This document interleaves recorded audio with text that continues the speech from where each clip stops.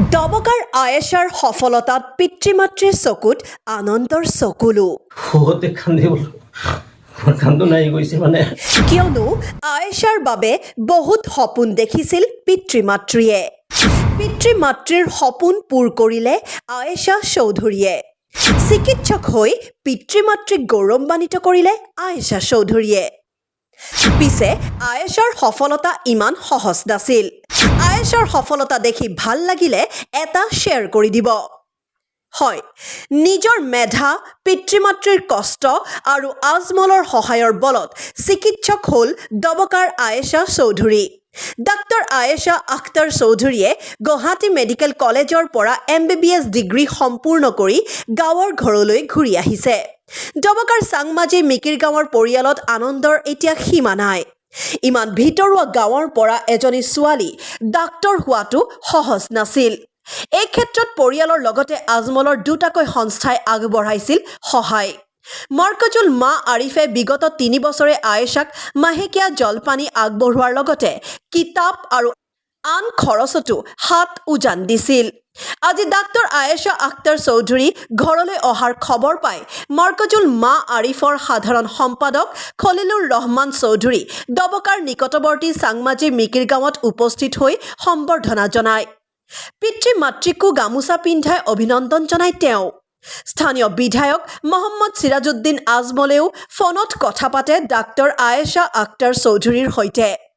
আয়েশাই বিধায়কক কয় যে আজমল পৰিয়াল আৰু আজমলৰ সংস্থাৰ সহায়ৰ বাবেহে এই সফলতা সম্ভৱ হৈছে।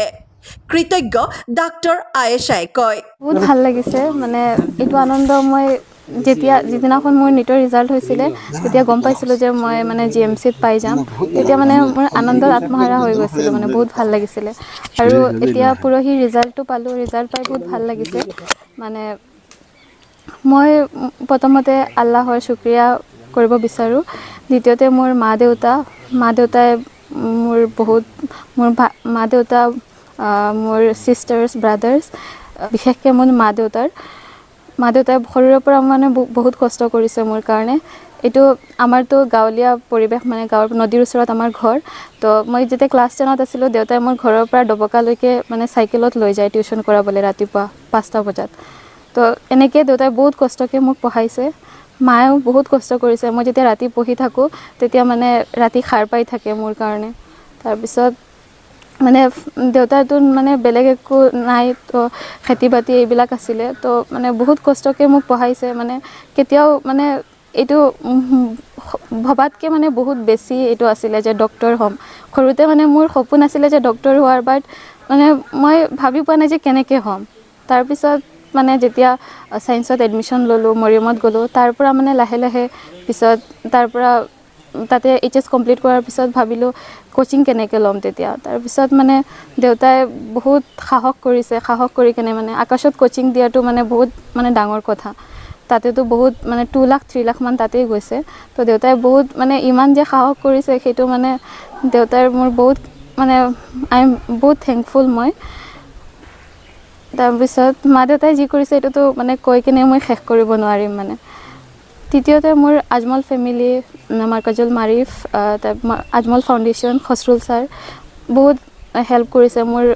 গুৱাহাটী মেডিকেল কলেজৰ প্ৰথম এডমিশ্যনৰ টাইমত আজমল ফাউণ্ডেশ্যনৰ পৰা মোক এডমিশ্যন ফিজ দিছিলে 30,000।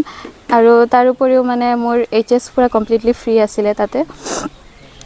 তাৰপিছত মোৰ মানে তাত মোৰ সৰুৰে পৰা যিমান টিচাৰ্ছে পঢ়াইছে তাতে মোৰ GMCত মোৰ কলিগছ, মোৰ বেষ্ট ফ্ৰেণ্ডছ ইহঁতেও বহুত হেল্প কৰিছে মানে তাতে আমাৰ তাৰে ছিনিয়ৰ্ছসকল, টিচাৰ্ছসকল।